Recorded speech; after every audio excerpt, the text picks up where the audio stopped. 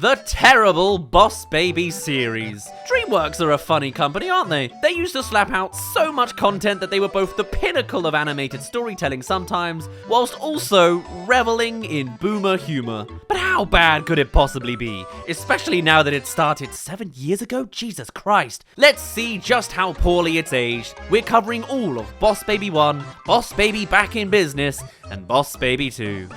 Ugh. So the world of the Boss Baby all follows the life of Tim Templeton and his new baby brother, the Boss Baby.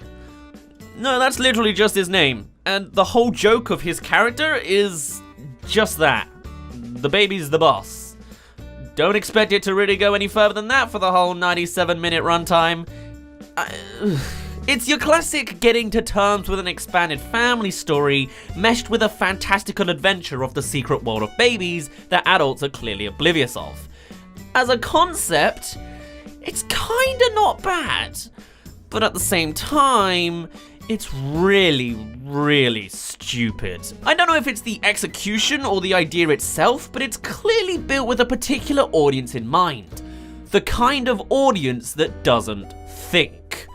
Logically, this movie just completely falls apart, but as just a shallow spectacle to sit down and watch with your brainless minds, yeah, it has droves of things to look at and I guess laugh at. I say laugh at because the jokes found in this movie are really not all that comedic either. It's all still more of that stupid content. Hey look, our movie's all about a baby being center stage. You know what that gives us limitless access to? Toilet humor, naked baby butts, and so many fart jokes to be had. Haha! The kids will love it as long as they're not intellectually developed yet, and the parents? Well, this is perfect middle-aged mom humor. It's the ultimate concoction of all of our mustard boomer humor. Chuck in a couple forced references and we're golden. It cannot possibly fail. And somehow they were right. This film absolutely exploded. But to its credit, I can see a surprisingly good amount of positives about this film. Sure, it's still shallow and trashy, but what I really wasn't expecting was all of this visual acuity. This movie is visually quite stunning, and clearly comes back to that idea of gripping the attention of kids because every single scene seems to have some sort of fantastical element attached to it. And even beyond that, it ties in with some of the ideals of the film. Our technical protagonist, Tim, is broadcasted as having a wild imagination, and the story is being told thoroughly through his perspective. So there's all sorts of animation fan service that I must admit, I really enjoyed and certainly wasn't expecting. Oftentimes it even went beyond just looking cool by actually whipping out some symbolism and how Tim was internally feeling. That's some pretty stellar storytelling, and something I'd love to see more in animated movies. Get that Edgar Wright translated over here. But at the same time, while these visuals do look nice, the actual consistency of the art style is completely tarnished, rendering much of the internal logic void. Sometimes it's presented as happening like normal, like when the parents are singing to Tim before the Boss Baby makes an appearance, and other times it's a 2D marker pen style to show the sneaking process of Tim trying to confront his new baby brother a tad later on. There's no real rhyme or reason for what style influences what, only that it's just a mishmash of whatever Tim, or I guess the directors, feel like spreading out at the time. And adding further to that, sometimes the jokes splashed in at this time shred completely opposite to the logic of the film in a way that is just irreparable from an intellectual point of view. The biggest offender here is the scene where Tim is fighting the Boss Baby in the garden, where it's all built up as this major action scene with events that are way over the top for what you'd expect from a baby. That's the shallow joke of the film. But then mid-scene, the film then cuts to the parents watching them fight in reality as a playtime event instead, as if the entire confrontation is imaginary. This doesn't make any sense, because everything else in this film follows the events as if they are real. We never see this perspective again, and only confuses the film's logic further. As far as the film's concerned, this is just a cheap trope of a joke that isn't actually true to the film. It doesn't make sense in any other context. And unfortunately, taking things at face value is the only way to get through this film at all. intellects can stay behind. And though this logic point is probably such a minor issue for the likes of young children and their clueless parents, clearly the greater world cares about it, as reviews for this film were strongly mixed at around 52% enjoyment. That's pretty stark for the success it had. But hey, while you may have seen this movie before in your most colourful nightmares, have you ever actually peered into the 3-seasoned Boss Baby TV series? Because that is a trip to take on. I'll give you a brief peer into it for you, don't worry. A week's worth of research led me to this. While you may all be binge watching something like Avatar or The Office or, I don't know, playing Animal Crossing, I've been watching Boss Baby. What a life I lead. Boss baby.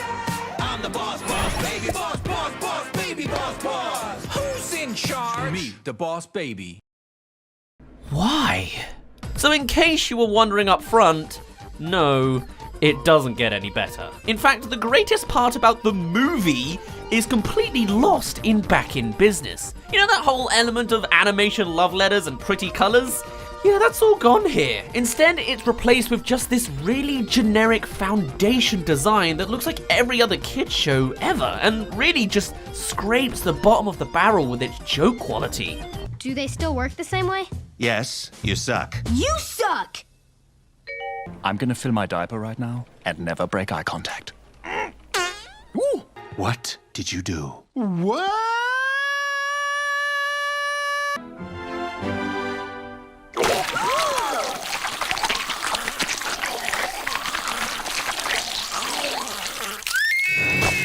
Oh, sorry. I didn't realize your brother was a liberal. They really put that in a kids show. So to get into the meat of the story of the movie, the Boss Baby is the result of when a baby doesn't have the innocence to be tickled and so are sent to management by the big baby factory. There he works his way up and is given the mission to service the company Baby Corps by helping the influence of love to babies at all costs. Apparently there is finite love in this world, and the most lovable things in the world are all conflicting to be the big dog, with Baby Corps' biggest rival being Puppyco. The Boss Baby is sent on a field mission to the Templeton house to access Puppyco through Tim's parents, who are marketing workers at the company.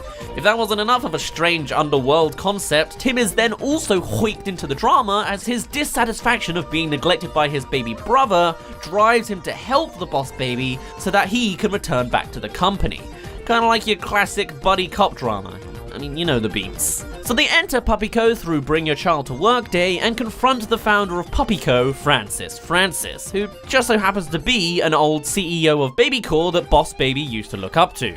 What is this, like the 5th DreamWorks villain character trope to follow this plot twist now? Similarly, while the movie has super colossal big fat Boss Baby, aka Francis, the TV series also has a string of new CEOs every season. From mega fat CEO Boss Baby, the annoying pompous archetype, scary sweary CEO Boss Baby, whose entire gag is that one episode of SpongeBob. Now get your hands out of your and get to work. And season 2's turtleneck superstar CEO Boss Baby. Steve Jobs was already dead for 7 years by the time this released. This is an old dead horse. Still, back on track, Puppyco has a new announcement that is sure to destroy the success of Baby Corps through their new invention of the Forever Puppy. Scary. And with Francis overpowering the two of them, his plan can continue onwards, flying Tim's parents to Vegas and perfecting the Forever formula with the baby's very own magic formula that allows them to stay young for as long as they need to.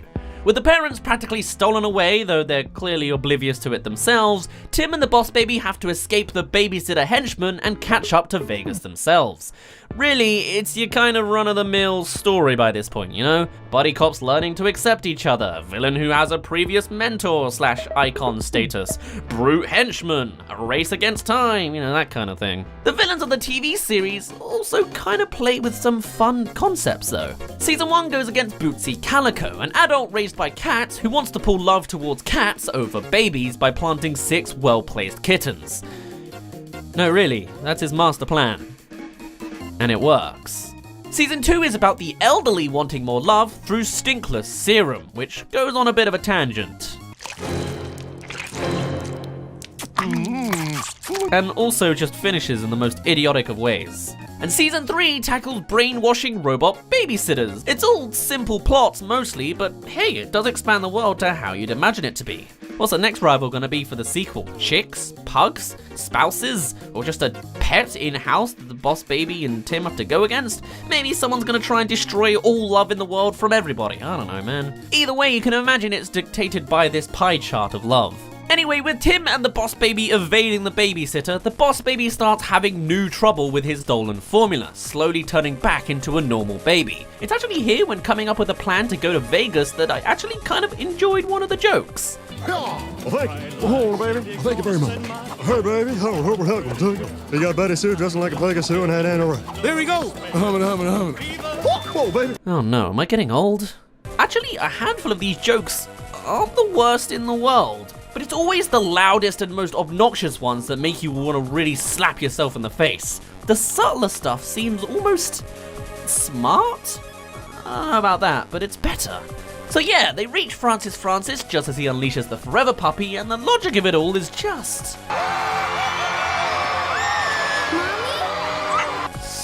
so stupid. Think it stops after just the movie? No, of course not. The TV series has all sorts of moments like this that are just insultingly stupid to explain the behaviors of humans. Babe, let's have a baby! I hate cats. Like, how are these breeds of humans not extinct yet if the mere concept of a cute animal is enough to stop all reproduction plans entirely? What a sheeple of a society. But yes, assuming all of the action scenes are somehow reality, the film begins to come to a close with one last fight against Francis, dropping him into a tub of baby formula and having the henchmen take him away. There's a brief threat of a rocket killing the parents to launch Forever Puppies everywhere, because this film just had to throw something extra, and once it's all done, it's time for the happy ending. Even though they didn't really stop the Forever Puppies, just released them from the rocket out into Las Vegas. Is there no other staff or means to send the puppies elsewhere? Are the people of Las Vegas still influenced by Forever Puppies? How does the world not find out more? Just don't think about it. Be a good brainless audience member now. Go on, shut up. But here's where the film tries to really kick in some heart into its story, I guess. With their mission a success, the boss baby is beckoned back to BabyCorp with a promotion to CEO status, just as desired. Whilst Tim Templeton finally gets some alone time with his family and no baby brother distractions. The parents' memories are wiped for good and the two boys are unsatisfied. It's a buddy cop trope, remember? They come to learn that the things they wanted weren't actually the things they wanted, and it's the act of learning to ride a bike or how to feel ticklish feelings or using your imagination that is the thing that brings them together. Turns out the theme of this story was all about family. Aww. So the boss baby rejects his CEO position and dives back into the baby-making machine, only to use his newfound tickle spot to become a normal human being. No more magic formula, no more suit, but apparently all the memory in the world. I think, anyway. And as a final piece for the movie, turns out it was all a retelling from a grown-up Tim to his daughter, only to reveal the newest daughter is similarly a boss baby herself.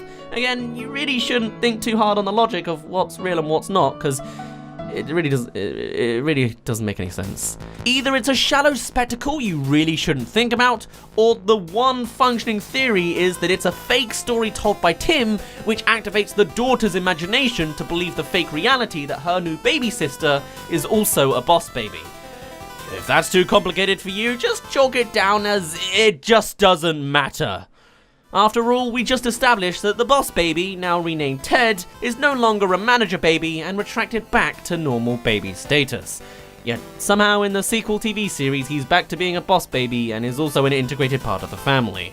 There's also all sorts of other retconning, like how being fired now leads to a 6-month severance package of leftover formula just for the convenience of having that baby reverting scene again for a disgraced CEO boss baby in season 3, but whatever. So, we begin with an admittedly pretty good DreamWorks logo adaptation before learning that things have properly changed since the first movie. You're all grown up. 8, It even happened to me. The characters aren't babies anymore. Isn't that kinda gonna complicate your boss baby premise? But okay, they were technically grown at the end of the first movie, so we'll give it a pass. Tim here now has a family and kids of his own. He's a stay-at-home dad. I hardly get to stay at home. Buckle up, Templetons. What? So this, admittedly, I've got to sing some praises for in this movie. The directing can be nice.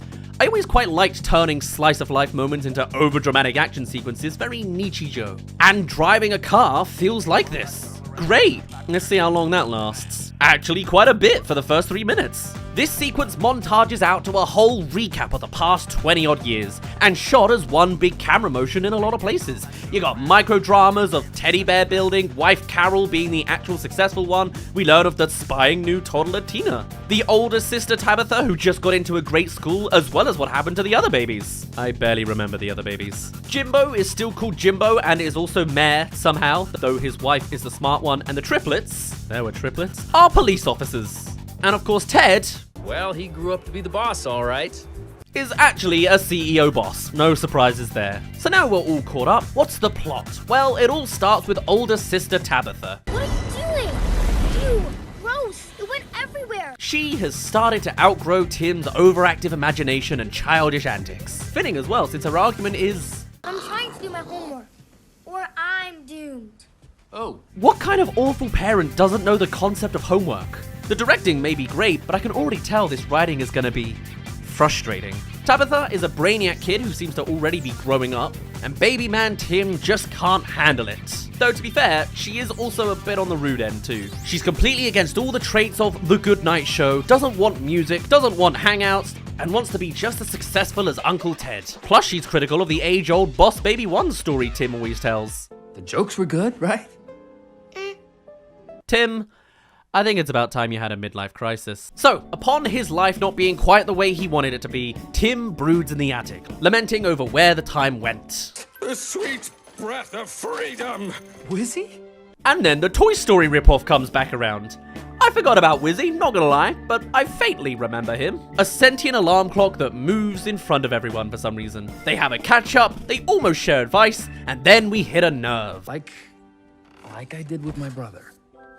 I know I've been giving a lot of praises so far, but I think I really like Wizzy too. His dialogue and jokes are good, as are his delivery and movements. Do I actually like a Boss Baby movie? Well, anyway, Tim soon leaves Wizzy in the dust to go and investigate sounds coming from Tina's room. Really? Tim and Tina? The writers really pulled out all the stops for names, huh? And of course, it leads to the reveal of... You can talk? Yeah, I'm in the family business. Is there no Toy Story logic at all in this movie? It's weird enough that the literal alarm clock interacted with an adult before realizing who he was, but now even the Boss Babies will just talk to anyone? Are there no standards in this universe? And so now Tina jumps up front to blag with her exposition, all against her very aghast and distracted father. There's a crisis at Baby Corp. What is it this time? Kittens? No, Tim. They already did that. They don't just have one problem on repeat. So what follows next is one big argument. And this sequence is surprisingly long. And it's got 2 points. Tina is trying to get Tim to call Uncle Ted to solve the crisis, prying into why they never talk and why he won't reach out. That's all the dialogue covered. Visually though, it's a decent feast, taking on all sorts of Madagascarian slapstick physics as baby Tina teleports around the room and always ends up having Tim's phone to hand him again. It's a good bit! And then it keeps going, and then it doesn't move on. You start to black out and realize this scene with all the lamp and shadow lighting kind of reminds you of the shadow elements of the cancelled Me and My Shadow project, and even Tim looks to have the same character design as Dad, but it's not voiced by Bill Hader anymore. He's voiced by Tobey Maguire. Tobey Maguire? What was I doing again? This is really disappointing. And now I'm getting mad! Yeah, then it doesn't go anywhere anyway. Tim does instead reverts back to dad mode and drops his kid off like she isn't sentient again despite everything. What's going on in his head, man? He can't comprehend homework. He blatantly ignores baby core. This isn't a codename Kids Next Door amnesia thing after a certain age, so why is this guy so stupid and illogical? Brain seriously didn't develop since the last time we saw him. But alas, the very next day, he arrives. Was that the sound of a Team Fortress 2 medic doing something hidden in there? Anyway, he popped up after some voice replication hijinks from Tina, and now they're explaining in the kitchen. Though Ted is the one who doesn't remember anything. So why does Tim? Well, after your classic miscommunication and never actually listening, finally we come to the payoff with... But may I make a suggestion? Why don't you both suck it? It's a whole ninja. And then it's baby core time. Remember, the dummies teleport you into an ethereal state where your soul is kind of ripped out from you and you're taken to the company in the baby dimension or something. Suddenly, Ted remembers everything. I mean, of course he does. We have to get there eventually. And so, after ogling for a while with old rooms and new rooms and also a golden statue, it's time for the next exposition dump. The story plot point told 20 minutes in by a TV screen. How very Gen Alpha. Hello, my name is Dr. Erwin Armstrong, founder. He's the bad guy, isn't he? It's always the way. And he goes on to explain the philosophy of the school and about how they want to push parents away in order to really force children to learn. Truly an evil school. Tim agrees for being the overbearing dad that he is, and Tina tells the two that they are to be given a special formula that will revert them back to babies so that they can infiltrate the school. Yup, that's the plot. For the adults to be turned back to their past selves. Sounds very sequel-y to me. It's the perfect disguise. Forget just following soon after the events of the first movie. Let's jump ahead 20 years and then retroactively integrate something to go backwards anyway. That makes sense. Now, in an odd twist of fate, the two adult men are now fighting over the baby formula. They really want to become babies again. But putting logic aside, this once again is a moment of director Tom McGrath really just showing off. In the past, he's directed the Madagascar movies and Megamind, so it's almost baffling to see real care and attention being put into this franchise. And you can see what I'm praising here. This is one big fight sequence between Tim and Ted. Yes, set to some crammed-in pop culture music, but it's justified in a little more context, as they ended up knocking one of Tim's record players, so they would be playing this music. Kinda. Weren't they just growing up in modern day last time, so that still shouldn't make sense? Oh, no. Apparently the first movie is set in the late 1980s. And even now, Tim just about has a flip phone. I kinda wish it was more notably 80s. They put more care in than I thought. And I haven't even gotten to gush about the main bit that the animation is showcasing, them de-aging with so many little gags. It's actually the only real thing I remember from the trailers because I kept pausing on the most extreme freeze frames. But yes, the bickering ends and the boys are back to their predecessor image. This has gone far enough. But the drama hasn't finished, as there's still way more of another action sequence. I know we're going on a lot about how these kind of infant movies throw stuff at you just to keep your attention the whole time, but this is doing it totally right.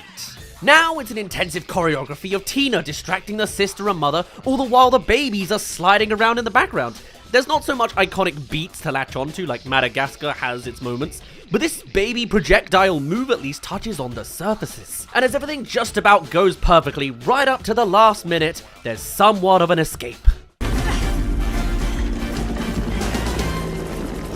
So that night, they dialogue out pieces of the plan. They're both going together. What a surprise. They've got baby spy gear. Tim's voice is inexplicably still the same as his adult one, and director's still directing. Sometimes it's just a nice execution. Thanks so much for coming in, ladies. And other times it's alright. Boys, let's get some sleep. And that night, Tim has a nightmare. We are coming to a third of the way into the movie, and the pacing is a drool. Adults have become baby, and the mission is just briefly thought about so far. But what it's lacking in actual story progression, it is giving in droves with visual eye candy and emotional development. Instead of telling us Tim's fears and reservations, here it is being shown to us, and also told. It's a dialogue scene. Tim worries of the distance he has with Tabitha, worried for being a fraud of world's best dad, as well as, well, that's about it really. No concerns on any other issue? The brotherly thing? Disappearing from his wife? Or lamenting the passing of time some more?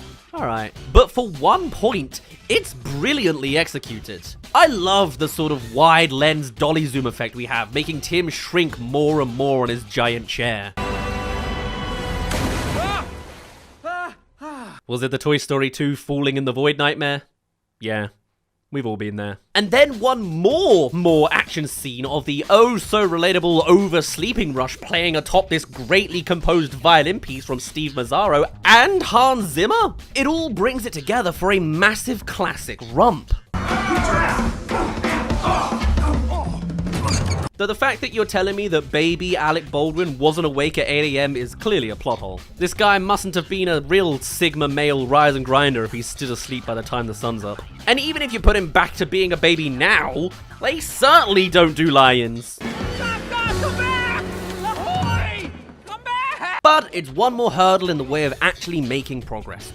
Or it would be if there wasn't an immediate resolution in the form of Ted's backup plan. It's the pony. There's been a pony this whole time for some reason, repeatedly established. I just didn't care enough for it. Don't worry about it. It's another breakout scene, initially kind of generic. It's just a pony, but then it gets bigger. There's a giant cub sleigh. The family are in sight. The closeness that we once felt. That's so great! Gotta go! You are a terrible driver. The other toddler adults get involved, kind of making it generic again since it's just checkboxing all the beats. There's a Christmas tree that for some reason is being lit up in the middle of the day, and it all literally snowballs together Katamari style.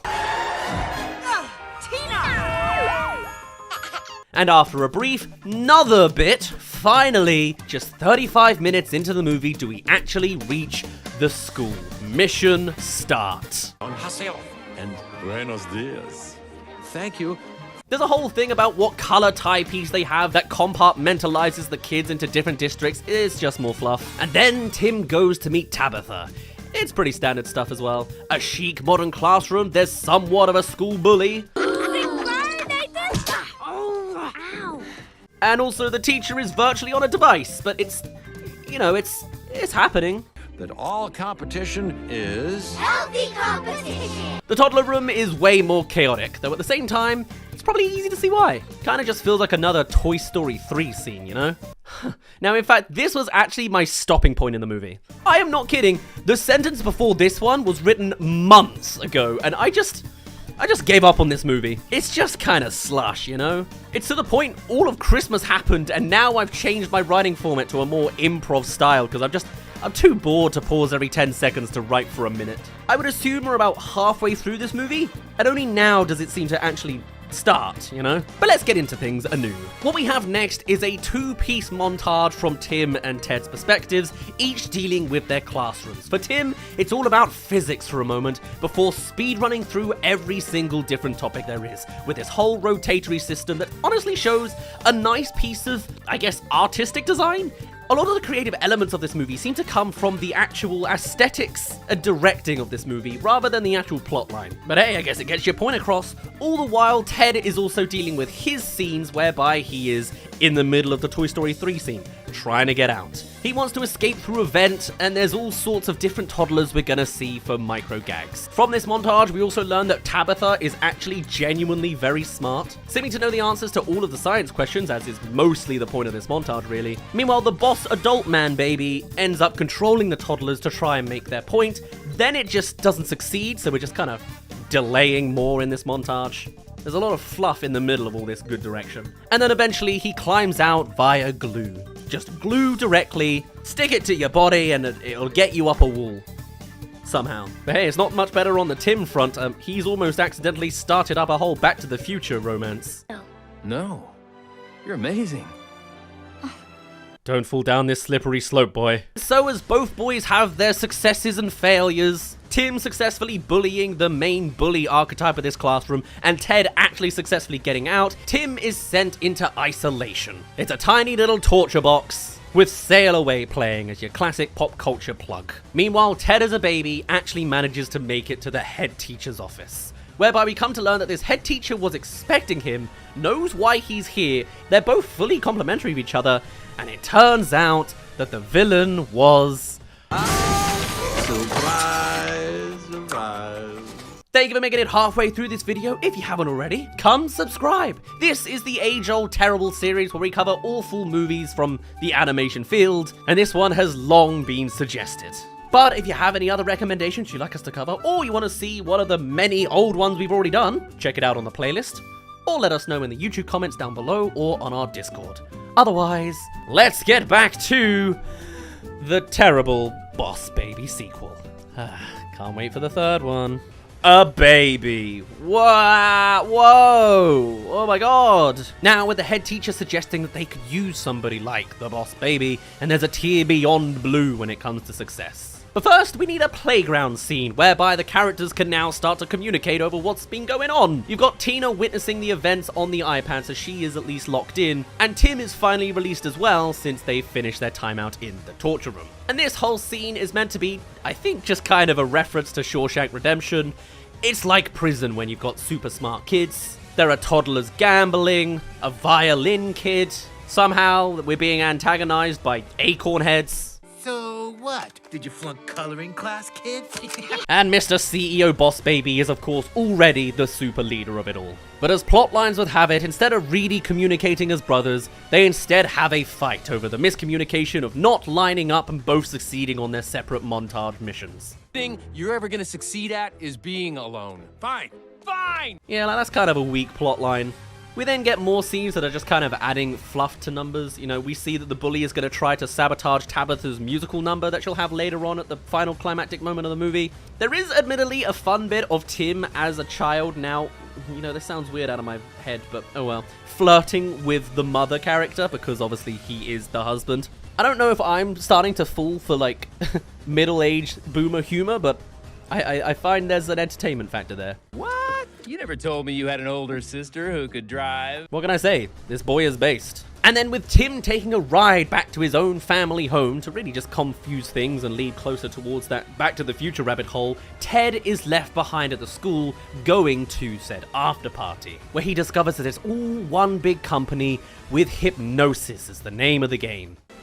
What is all this? There are ninja babies in the hallway, the kind that you saw all throughout the trailer footage, which, you know, is nice. It's a gimmick, I guess, you can go with it. And then Ted is scooped up by the baby headmaster into some sort of pod where he learns about the real underlining elements here. He is teaching babies how to code, and specifically, they are writing apps. Stock Crush. You did Stop Crush? I love Stop Crush. Yes, this movie is a commentary on social media. Of course it is. Are you really surprised? Several apps have been mentioned during this movie, which is like nice little additives. These are all being produced by the headmaster. Meanwhile, for just a little bit of fan service really, Tim makes it back home, generally chatting with his own family, and then the grandparents arrive unannounced. I don't think they established that before, and they might recognize him. Tim didn't wear glasses. Oh, that's right. If not for the glasses. First we were ripping off Toy Story, now we're ripping off Superman logic? Alright. Meanwhile, the actual plotline is going on with the headmaster giving out his big old montage, telling the babies no more screen time, and they're all devastated, of course. You know, commentary. Whilst at the same time telling the code babies to say no to everything. Why do parents get to be in charge anyway? They had their chance, and what did we get? Pollution. Politics. I mean, he's not wrong.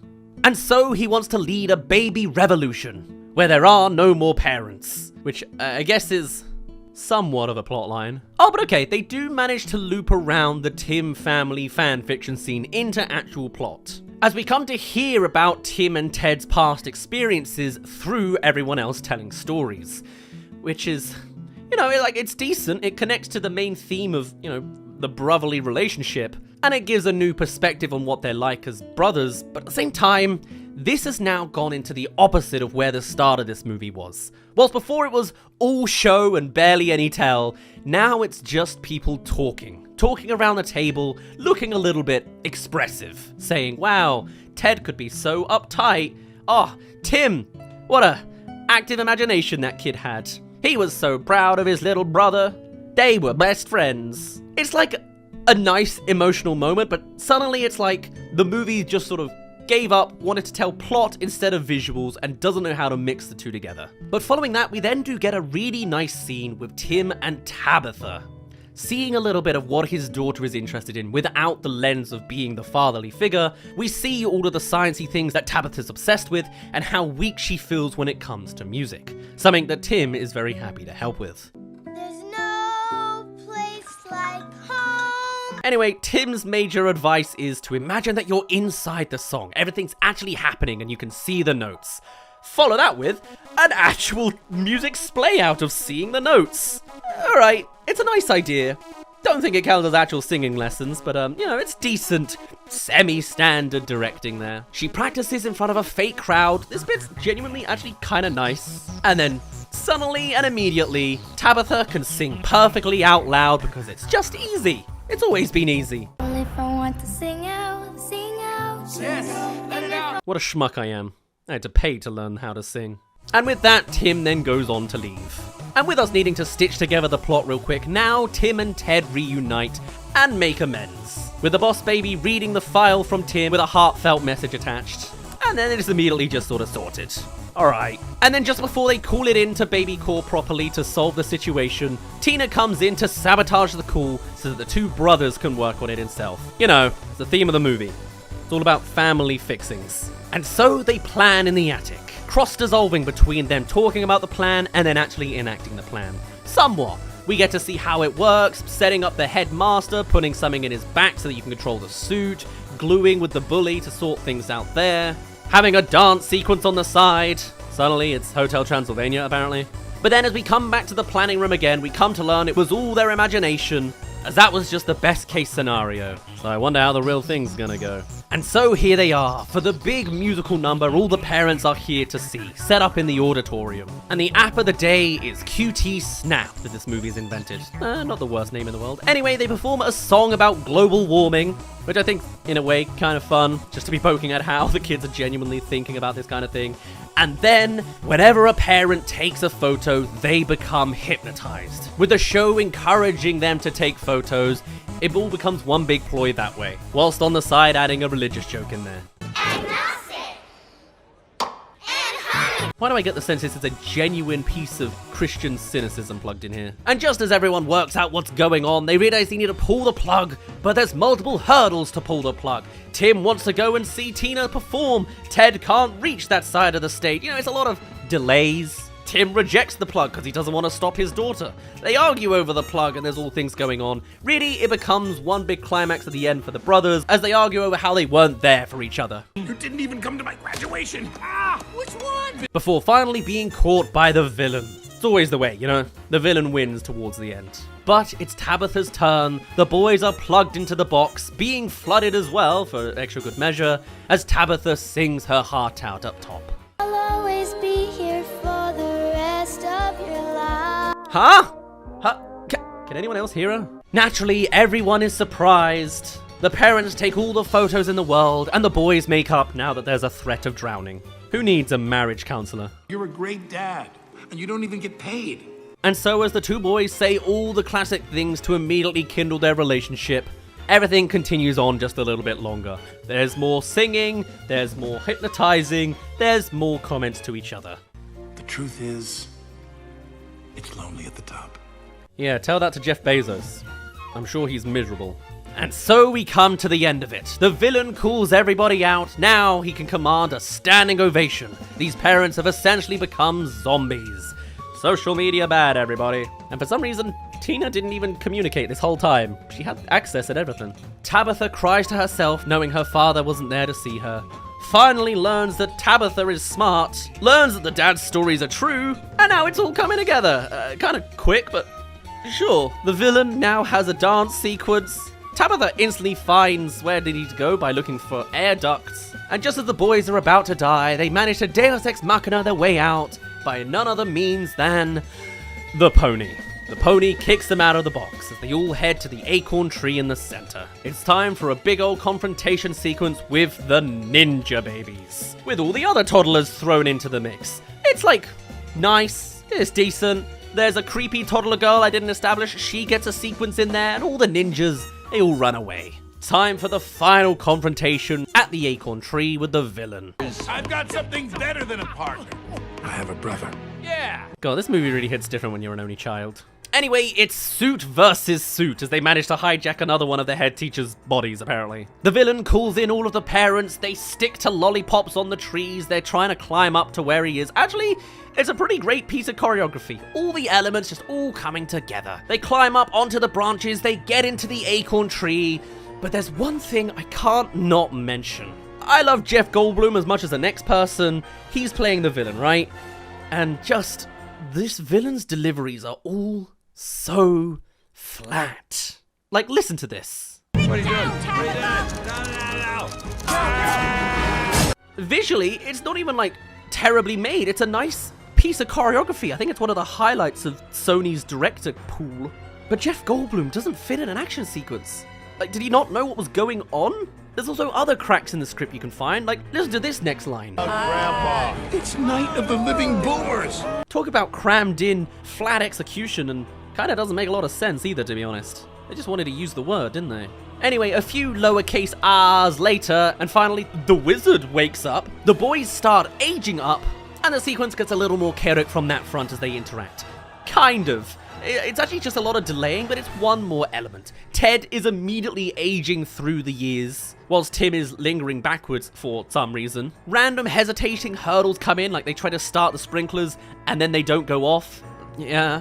And then, as the villain thinks they finally succeeded, they go and interrupt their own battle to have some Coke for celebration. How about you watch me have a little toast to the baby revolution?